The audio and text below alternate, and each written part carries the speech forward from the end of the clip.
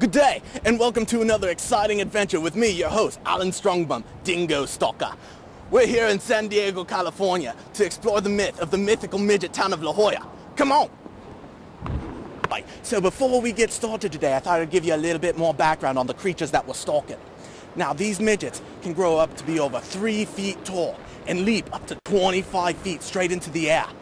They've got razor-sharp claws and even teeth more dangerous than that. Now, these creatures are very skittish and are usually diurnal. That's why we're out during the day. So we're gonna try to find these little creatures and see what we can find out. Right, now another thing about these creatures is it does have, like any other animal in the animal kingdom, natural predators that try to come down on it. Right, their natural predators include the spotted owl, crows, and the Japanese.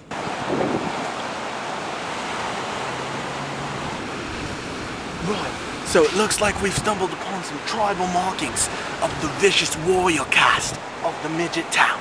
Now, if you look here at these markings, you can clearly make out that they do not want us here. It's a warning to fend off predators. Obviously, the word willow means strong but bending. And the rocks obviously represent their weapons that they hurl through the air at us.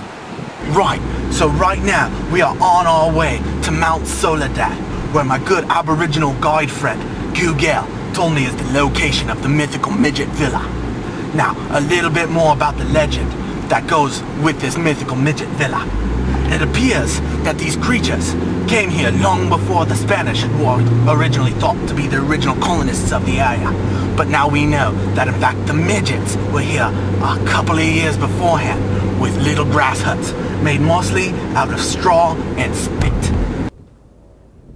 Right, so here we are up on Mount Solidad, trying to get a bird's eye view of these creatures' natural habitat.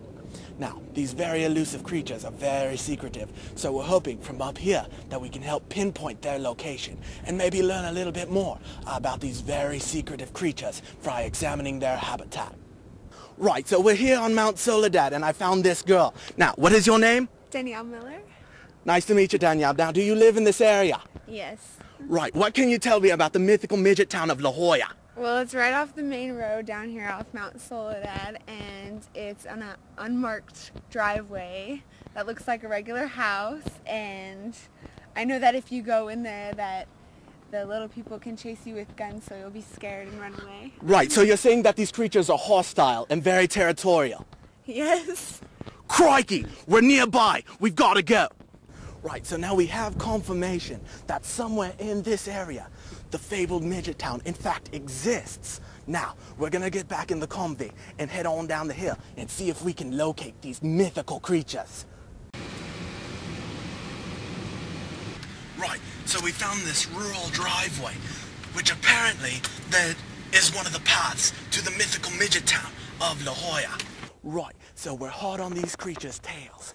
We're trying to find them here. We're still on Mount Solidad. We have confirmation that they're somewhere in this neighborhood. Let's keep looking. Crikey, come get a shot of this. This is pornography. As everyone knows, midgets are highly addicted to pornographic images. Now, I'm gonna leave these here. I wouldn't want to disturb the natural order of things. But that just leads to believe that we are somewhere in their direct vicinity. Come on. Right, so here we are, still on Mount Solidad, but now down in the residential area. We're going to be setting a trap here to see if we can capture some of these little friends of ours. Now, I got this old Aboriginal trap given to me by my good friend Google and MapQuest. Now see, it involves simply this, a box with the name of their favorite treat on it. Now, it is very rarely known that midgets, in fact, subside themselves on high sugar diets, such as Twinkies, like this. Now, a Twinkie to a midget is like a nice steak to us. Irresistible. They can't pass it up. So we're gonna go and set this trap.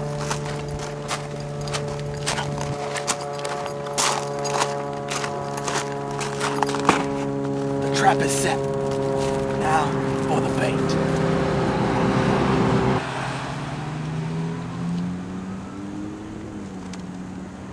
Right, so now the waiting begins. It's already been about half an hour, and so far no midgets have gone for our trap. But I have faith that eventually one of them will fall for it. Right, it's been over 2 hours now, and so far there hasn't even been a nip at our trap. But I still have faith that we're gonna get one of these guys. Yeah, wait.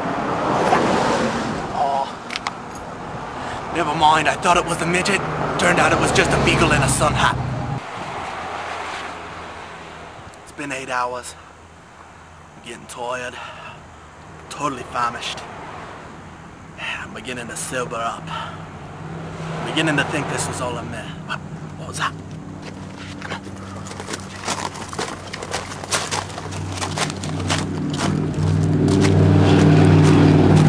It looks like we've had a visitor on our trap.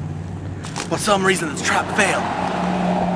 But you can tell by the teeth marks on the Twinkie that it was obviously a midget. This gives me hope that somewhere on this mountain there is, in fact, the midget town. Right, so it turns out the midget that I thought had come and partaken in our trap and eaten half our bay was there. But it turns out that it was just that goddamn beagle in the sun hat again.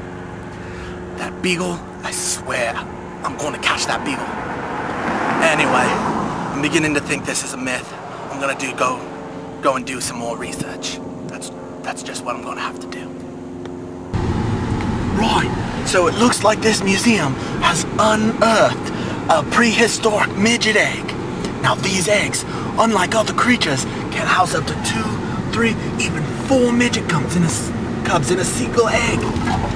Which is really amazing. That once they hatch, they come out full size, ready to take on the world. Right, so it turns out that this is in fact just an urban legend, spread amongst the locals for their own amusement.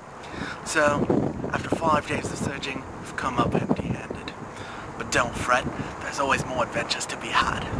I guess we'll just end up having to file this one away with other such myths like Bigfoot, Area 51, and penile enlargement programs, which I know I've tried my fair share of. Join us next time as we travel to Kansas in search of the merry old land of Oz. Until then, good day, and see you next time right here on the Dingo Stalker.